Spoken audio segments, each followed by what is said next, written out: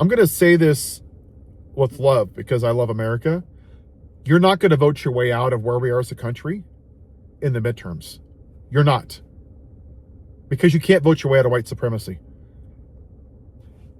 When I started making videos on TikTok a couple years ago, I just did it on a whim at a park. And when my account got banned, I came over to TikTok. And this is what I talk about. And what I've realized and noticed is that the more I talk about it, the less people want to hear it. That's too bad. So I'm going to tell you why this is important, okay? 77 million people in the last election ignored rape, sexually assaulting 24 women, being sued by a 13-year-old for raping her, not running to black people, asking for the execution of 5 black men with no evidence, questioning the birth of Barack Obama, having dinner with white supremacists in his house, and calling people very fine people on both sides. Literally told you to inject bleach and put just disinfectant up your ass. Oh, and by the way, he still hasn't acknowledged he lost the last election, which led to the death of five officers because they didn't want to vote for the black woman. Every day, all the people that we listen to, the podcasters on the news, they will not talk about this. That's too bad. A leader is not a searcher of consensus. They're a molder of consensus. You, America, need a kick in the ass. Americans, as a rule of thumb, are very privileged and entitled. And we only seem to care when something affects us, which is exactly why we're here. And now this is for the white people. Do you want to know why we're here? Because we didn't properly punish the Confederacy. We might have won the battle, but they won the war. Because since 1619, white people have walked around saying, it doesn't affect me, while black people were in trees, while they were lynched, while they were beaten. Again and again and again. Because you didn't want to get your hands dirty.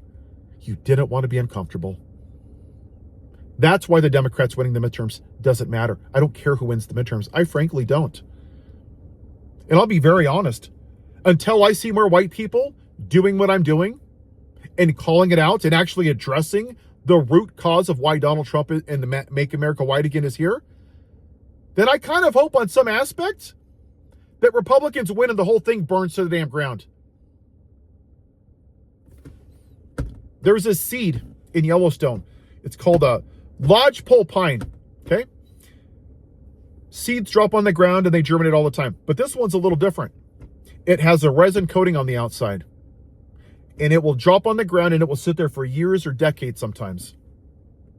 The only thing that removes that resin coating is temperatures in excess of 138 to 142 degrees, a forest fire. The entire forest has to catch fire in order for that resin to come undone, and then that seed can germinate. The old growth has to burn down before that seed can germinate. White supremacy has to burn to the ground before this country's great. What are you doing about it? I don't care about the MAGA. They are gone. Okay? They are white supremacists. They support pedophiles and child molesters and a rapist. I don't care about them. Not every person that God made is a good human being. They're not. They just want a white man to burn the whole thing to the ground. They would rather burn the United States to the ground than thrive under a black woman. That is a fact, and it's about damn time that America wakes up to that. When a black man was in the White House instead of out in the fields picking their cotton, they lost their minds. And they went back to what they know, the plantation owner. So when I hear people say, I just want brown people here legally, no, you don't. Because you voted for a white man who was defending child molesters and just paid a woman $5.2 million for assaulting her in a dressing room and caused an insurrection and is a convicted felon. But somehow he gets a pass, right? But if a black man takes a knee, standing up for something and peacefully protests, he's a son of a bitch and he never gets to play football again. You see what I'm saying, America? Why do you think he's taken away the history of slavery? at the president's house in Philadelphia? Why do you think he sent a letter to the Smithsonian? 170 times, I counted it with a PDF, with Control F, about whiteness, telling them that they have to stop making history so factual, make it more white. When are you going to put away your childish toys and sacrifice your comfort for somebody else?